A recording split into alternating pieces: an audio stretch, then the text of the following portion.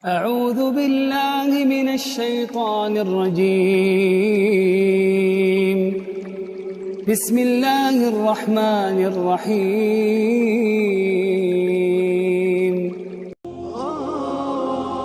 Mempertahankan rumah tangga adalah rumah tanggamu adalah ibadahmu.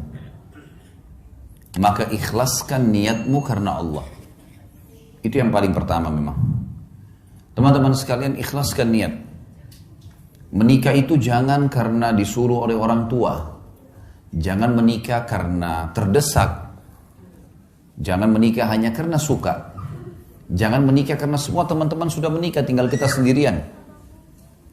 Semua ini teman-teman harus dibuang jauh-jauh. Kalau Anda di sini yang hadir sudah menikah dan dulu salah satu penyebab nikahnya karena 4 hal atau 5 hal tadi yang saya sebutkan itu, maka detik ini diubah niatnya. Karena kalau orang niatnya hanya karena disuruh oleh orang tua, niatnya hanya karena teman-teman sudah terlanjur nikah, sudah terlanjur ada rasa suka, ya, atau semua teman-teman sudah menikah sementara kita belum, akhirnya terdesak harus menikah. Ini semua tidak dinilai ibadah. Memang harus diniatkan, saya menikah karena perintah Allah dan Rasulnya. Sebagaimana kalau saya sholat karena perintah Allah dan Rasulnya. Sebagaimana kalau saya puasa Ramadan karena perintah Allah dan Rasulnya. Saya haji dan umrah karena perintah Allah dan Rasulnya. Coba bayangkan kalau ada orang pergi haji, tujuannya dari awal niatnya adalah belanja. Misal, nanti kalau saya di Mekah saya mau belanja ini, saya mau belanja itu. Kalau saya di Madinah mau beli ini dan seterusnya. Dicampur baur antara niat ibadahnya sama niat belanjanya. Bahkan ada orang karena niatnya belanja, pada saat umroh buru-buru mau selesaikan. Gak dinikmati tawafnya, gak dinikmati sa'inya, gak dinikmati zikirnya, doanya, buru-buru. Bagaimana selesai, masuk pasar belanja. Beda dengan orang dasarnya niatnya ibadah. Orang kalau niat ibadah Bapak Ibu sekalian, maka semua jadi mudah. Saya kasih contoh. Kalau ada orang pergi haji, niatnya ibadah, haji itu capek loh. Berangkat dari Jakarta saja misalnya ke Jeddah 9 jam. Belum masuk ke Mekah sejam 2 jam sampai di hotel. Belum kita harus tinggal di Mina, di kemah, jumrah, panas matahari, desak-desakan sama orang. Kemudian juga ada Muzdalifah, ada Arafah. Paket. Capek sebenarnya, letih, gitu kan. Setiap azan kita langsung ke masjid walaupun jarak hotelnya jauh. Tapi subhanallah, orang kalau niatnya ibadah, pulang haji ditanya, Bapak Ibu yang sudah capek nih, sudah 40 hari di sana, 30 hari di sana, tanya mau haji lagi enggak? Pasti jawabannya mau. Kalau orang niat ibadah, dia mau lagi. Suka dukanya semua jadi mudah. Yang panasnya, yang makanannya kehabisan, yang hotelnya jauh, terlupakan semua. Yang antri panjang di imigrasi, dilupain semuanya. Karena niat ibadah itu berbeda. Orang kalau bangun sholat malam, dia niat memang ibadah karena mau berkomunikasi dengan Allah, mau beribadah kepada Allah, lain. Dengan orang yang hanya kebetulan pasangannya bangunin, supaya dia bangun sama-sama. Atau mungkin karena teman-temannya lagi kebetulan nginap, misalnya di satu tempat seperti ini, nginap, kemudian teman-temannya semua buat program bangun sholat malam, lalu dia ikut-ikutan. Beda sekali. Makanya harus diniatkan dari awal ibadah. Ada sebuah kata kunci dalam masalah ini.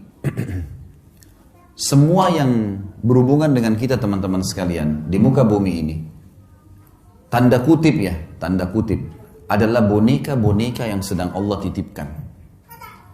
Saya bilang sama istri saya, dan saya juga sampaikan ke Bapak Ibu sekarang, saya juga sampaikan dalam pelatihan-pelatihan saya. Kalau kamu, saya bilang sama istri saya, adalah titipan Allah kepada saya. Saya anggap kamu tanda kutip boneka, tanda kutip yang Allah titipkan, mengatakan Khalid ini istrimu. Didik dia, lindungi dia, berikan dia hasil keringatmu, nafkahmu. Karena saya, maka saya akan berikan pahala, kau masuk surga. Saya bilang sama istri saya, sebaliknya, kamu juga begitu. Kamu menganggap saya, tanda kutip, adalah boneka, tanda kutip ya, yang Allah titipkan. Ini suamimu ya. Layani dia, cuciin bajunya, buatin masakannya, biologisnya, didik anaknya, jaga amanah rumahnya. Karena saya, kata Allah, saya kasih pahala, mati, masuk surga. Ini yang dimaksud dengan ibadah nih. Seperti itu kita memahaminya. Sehingga kita tidak pernah jenuh dalam menjalankan kewajiban. Coba bayangkan Bapak Ibu sekalian, di sini kita mulai dari bapak-bapak misalnya. Istri kita nggak pernah kita kenal sebelumnya. Begitu menikah, kita setengah mati banting tulang di luar sana, nagih utang, jual produk, bangkrut usaha, segala macam. Setelah selesai dapat hasil, kita tinggal kasih kepada istri kita. Dia yang makan, dia yang beli baju, dia yang menikmatinya. Kalau bukan karena niat ibadah, bisa saja seorang laki-laki bilang, siapa perempuan ini enak benar. Hasil keringat saya tiba-tiba langsung diambil saja. Satu sisi. Ibu-ibu juga bisa begitu. Begitu akad nikah, mungkin di rumah ayahnya tidak pernah bekerja. Tiba-tiba menikah, laki-laki yang tidak dikenal, cuciin bajunya, siapin sarapannya, layani biologisnya, segala macam. Hamil anaknya dia, spermanya dia. Kalau bukan karena ibadah, orang akan berpikir, siapa laki-laki ini? Gitu. Makanya sering terjadi pertengkaran-pertengkaran dalam rumah tangga kadang-kadang dengan hal-hal yang kecil saja, karena memang dari awal bukan niatnya ibadah. Kalau ibadah pasti akan berbeda.